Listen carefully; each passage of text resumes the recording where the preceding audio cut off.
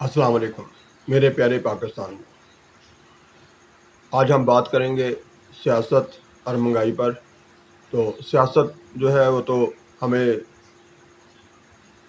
یاد دلانا ہے اور ساتھ ساتھ یاد رکھنا ہے اپنے 10,000 سیاسی قیدی جو اس وقت جیلوں میں ہیں، ان کے بارے میں حکومت کیا کر رہی ہے اور سپریم کورٹ کیا کر رہی ہے، اور اس کے علاوہ ہمارے جو اور سٹیک ہولڈر ہیں، چاہے وہ آرمی چیف ہو اور چاہے وہ دوسرے ادارے جو ہیں ان کے سربراہان ہو، خاص طور پر یہ کہنا بنتا ہے وزیر اعظم کو، کیونکہ پاکستان میں اگر سول حکومت کی سربراہی ہے تو وہ شہباز شریف کے پاس ہے۔ تو وہ کتنے مخلص ہیں اپنے ملک میں جمہوریت کے، تو جتنے بنتے ہیں وہ ٹھیکیدار جمہوریت کے، اور دیکھتے ہیں کہ وہ جو ہے نا اس مسئلے پر کیا کر رہے ہیں۔ تو وہ بالکل کچھ نہیں کر رہے، ان کو تو صرف اور صرف ایک ہی کام ہے کہ جلدی سے جلدی معاہدہ ہو جائے۔ معاہدہ ہو گیا آئی ایم ایف سے، اب ان سے وہاں سے ڈالر ملیں گے، ان کی بندر بانٹ کریں گے آپس میں، اور اس کے بعد پھر دوبارہ کشکول لے کے چلنا شروع کر دیں گے۔ تو بہرحال اسی طرح سے آپ آتے ہیں تھوڑا سا مہنگائی کی طرف بھی۔ پتہ نہیں میرا وہ میڈیا جو عمران خان کے دور میں 10 روپے چیز مہنگی ہوتی تھی، 5 روپے مہنگی ہوتی تھی، تو ایک دم سے پورے میڈیا پہ، پورے پاکستان کے چینلوں پہ ایک شور مچتا تھا، غریب مر گیا۔ لیکن اب ایک چیز ایک دن میں 50 روپے، 100 روپے، 150 روپیہ مہنگی ہو جاتی ہے۔ اب پتہ نہیں ہے وہ میڈیا کہاں گیا، وہ غریب کی حمایت کرنے والا جو یہ سیاستدان اس وقت حکومت میں ہے، مولانا فضل الرحمان صاحب، آصف زرداری صاحب، شہباز شریف، مریم نواز صاحبہ، حمزہ شہباز، پتہ نہیں یہ کہ لوگ کہاں گئے۔ اب انہیں مہنگائی نظر ہی نہیں آتی، اب کوئی احتجاج نہیں، کوئی فکر نہیں عوام کی، جو پہلے دن رات فکر کھائے جاتی تھی، کیونکہ اب اس لیے فکر نہیں کہ اب ان کو جو کیس معاف کروانے تھے، جو نیب کے قوانین تبدیل کرنے تھے وہ کر چکے، اور اب انہیں اس لیے فکر نہیں کہ اب انہیں مزید ڈالر ملنے کی امید پیدا ہو گئی آئی ایم ایف سے، اور پھر ایک دفعہ مل بیٹھ کے بانٹ کے کھائیں گے، اور عوام کے اوپر ایک قرضہ جو ہے وہ چڑھا کے چلتے بنیں گے۔ ابھی بلکہ چلتے کیا بنیں گے ابھی ان کا ارادہ جانے کا بھی نہیں ہے ابھی بھی، کیونکہ جب روز تجوریوں سے اپنی تجوریاں بھرنے کی، سرکاری خزانے سے اپنی تجوریاں بھرنے کی مہلت مل رہی ہو تو پھر کون چھوڑ کے جاتا ہے۔ تو تجوریاں بھری جا رہی ہیں دھڑا دھڑ۔ اب چیزوں کے ریٹ دیکھ لیں، اب یہ خبر آ رہی ہے کہ وہ چینی جو 125 روپے اب مل رہی ہے، اب آئی ایم ایف کے معاہدے کے بعد جو ڈالر آئیں گے ان کے اوپر جو ہمارے اوپر سود چڑھا ہے، قرضہ چڑھا ہے، اس کی وجہ سے ان کی جو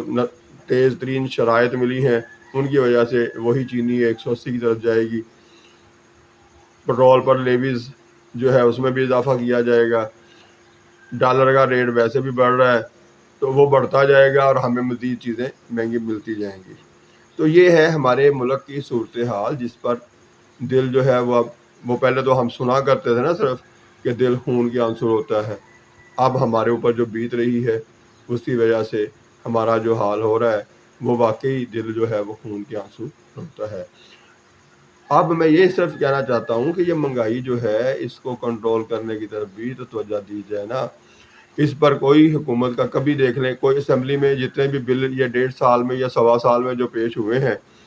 ان میں مجھے بتا دیجیے کہ عوام کی فلاح کا کوئی بل پیش ہوا ہے وہاں پر؟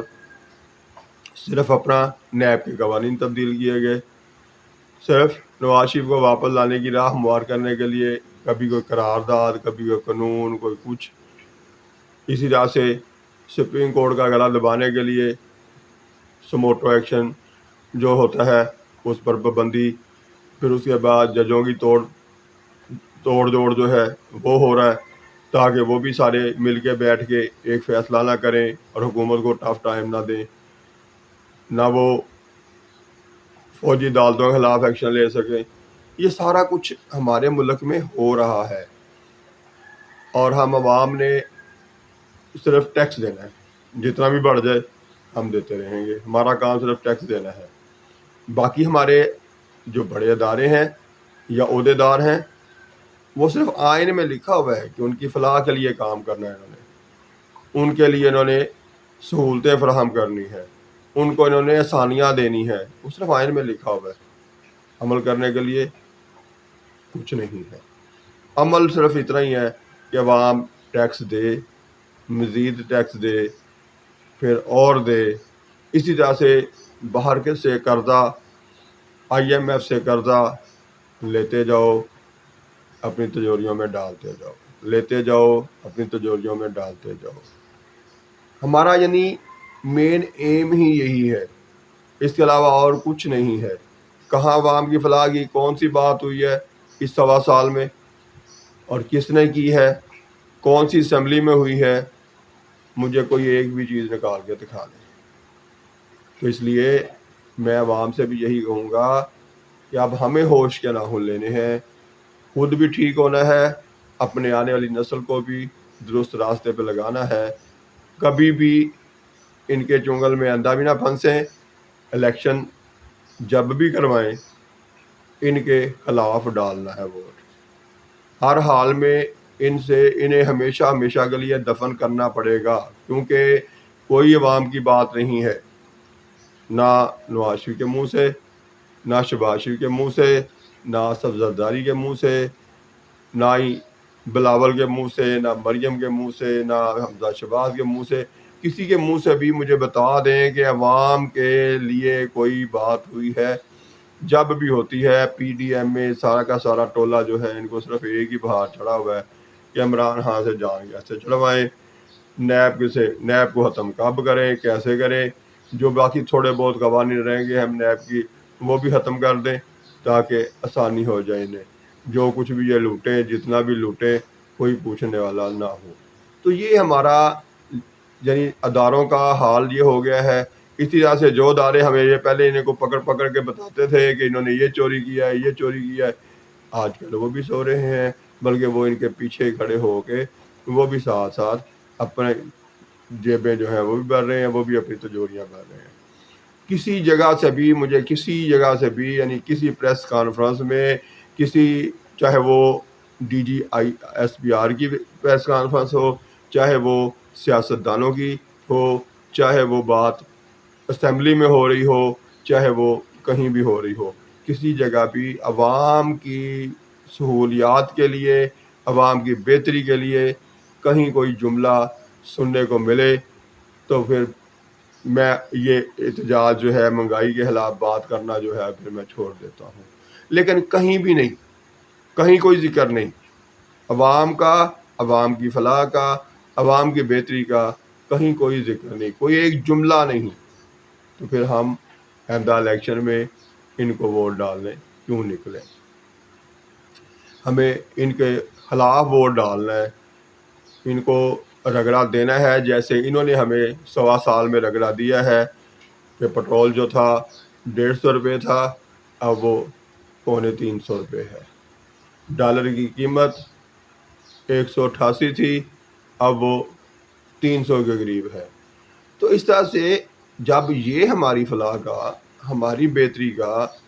یعنی عام آدمی کو سمجھ آنے کے لیے، جب نان 15 روپے کا تھا تو پیٹ میں بہت درد ہوتی تھی، بہت مہنگائی تھی، اب وہی نان 25 روپے کا ہے تو اب ان سیاسی لیڈروں کے پیٹ میں یا میڈیا کے پیٹ میں کہیں کوئی درد نہیں ہوگا۔